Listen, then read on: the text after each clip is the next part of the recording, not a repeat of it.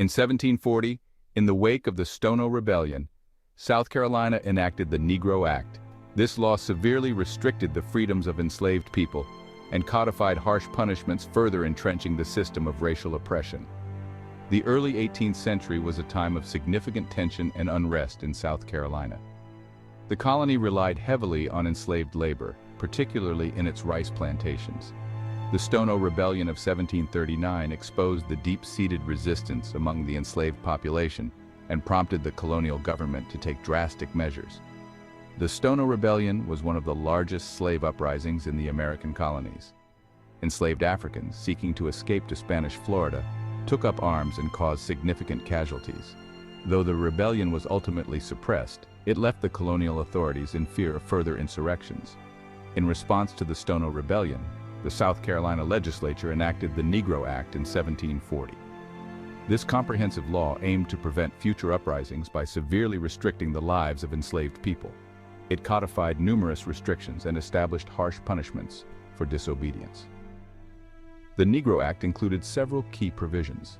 Enslaved people were prohibited from assembling in groups, learning to read or write, and earning money. It also authorized brutal punishments, including whipping, mutilation, and execution. For various offenses, enforcement of the Negro Act was strict and often brutal. Patrols and local militias were empowered to monitor and punish any infractions, creating a climate of fear and repression. These measures aimed to control every aspect of the lives of enslaved people and to prevent any further resistance. The South Carolina Negro Act was part of a broader trend among English colonies to formalize and strengthen the institution of slavery. Other colonies enacted similar laws, creating a network of regulations that institutionalized racial slavery throughout the New World. The 1740 Negro Act is a critical part of American history. It highlights the lengths to which colonial authorities went to control and dehumanize enslaved people, setting a precedent for future laws and social structures that perpetuated racial inequality.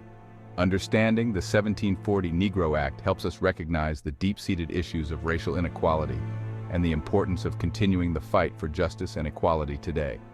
Thank you for watching. If you found this video informative, please like, share, and subscribe. Let me know in the comments what historical events you want me to cover next together. Let's continue to uncover and understand our history.